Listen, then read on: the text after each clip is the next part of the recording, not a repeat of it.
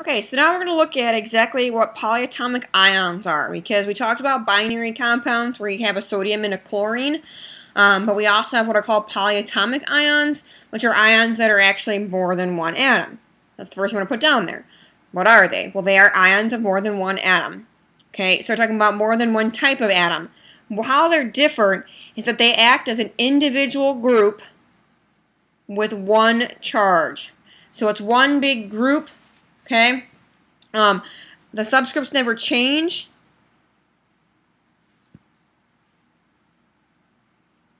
There we go. The subscripts never change as they are what make it what they are. So those subscripts never ever are going to change. All right, we'll talk about that here in a second. If you need more than one in a formula, you also need to put a parentheses around it, and I'll show you that here in a second when we show you what they are. All right. So if we look over here to the right, and I have a couple of pictures. All right, we have 4 different very common ions, or polyatomic ions. Remember, an ion means it has to have a charge. Poly means more than one. So there's more than one atom that have a charge. All right, and they have a single charge for the overall thing. Okay, if I have a nitrate ion, what that means is that's an N here in the middle. Okay, that's an N. And then I have 3 O's. Okay, that's why it's NO3. Now this negative up here means that this whole thing has a -1 charge. The whole group. Okay, so you got to watch when you look at these that it's not an NO3 negative, like 3 negative. Okay, the whole thing, the whole group, NO3, has a -1 charge. Okay, a sulfate ion is an S there in the middle, and then again, those green ones are O's. So I have 4 O's. All right, and this whole thing has a 2 negative charge. All right, pretty much all polyatomic ions are negative except for the one here on the left, which is ammonium. Okay, ammonium ions are NH4+. So that means I have an N in the middle and 4 H's around it. The whole thing is a 1+. If it's a 1+ or 1 negative, they tend not to put the 1 in there, and you'll just see plus or minus. Okay, so you've got to be really careful when you look at these. This plus or negative, okay, it's for the whole group. It means I have an N, 4 H's, and the whole thing is a 1+. All right, that whole group. Think of that as like a parentheses. All right. Now, what I meant when I said that you can have, if I need more than one of these, you need a parentheses, is if I'm going to put together two things. So, say for example, I want to put together that NO3. So I have an NO3, that's a 1 negative, and I'm going to put that together with barium. All right. So I'm going to have barium and what's called nitrate. All right. Well, barium's a 2+, so I'm going to need more NO3s. Well, since I need more NO3s to equal out my charge, I'm going to need 2 of those NO3s, which means I'm going to have a total of 6 oxygens and a total of 2 Ns. So how we write that is I have to put parentheses around my NO3 and then a 2. We don't write it like this because that's just really confusing as to where the 2's and the 3's are, and we do not really do that. Even though it's still technically the right number of stuff, it's a lot harder to name that way.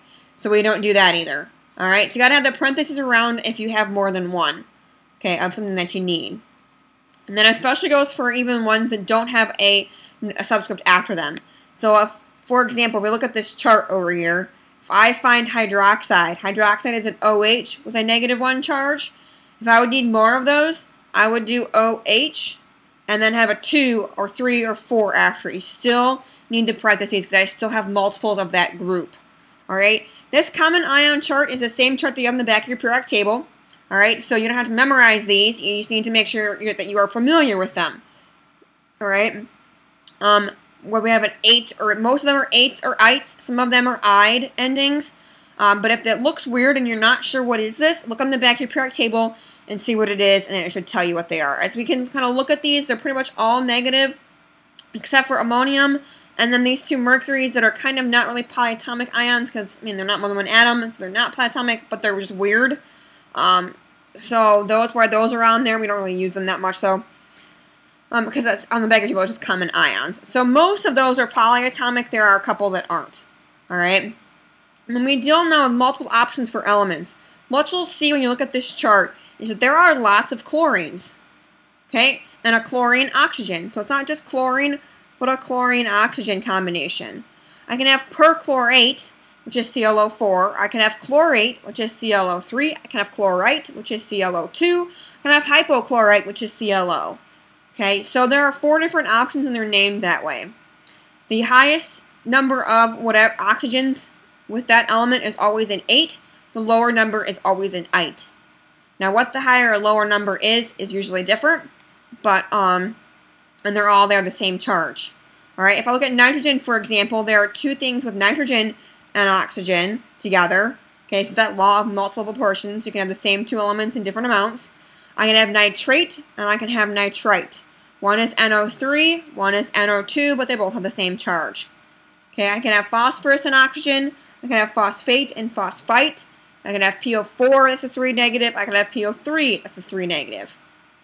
And then lastly, we have sulfur. You can have sulfate and sulfite. You can have SO4 as a 2 negative and SO3 as a 2 negative. So you can have 2 elements, usually with oxygen, okay, in different amounts, and they are named differently. The higher number of O's tends to be 8, lower number tends to be 8. We'll look more at that when we deal with naming. Alright, but again, this is on the back of your periodic table. Alright, so just turn it over and look at it when you're trying to find these particular types of polyatomic ions.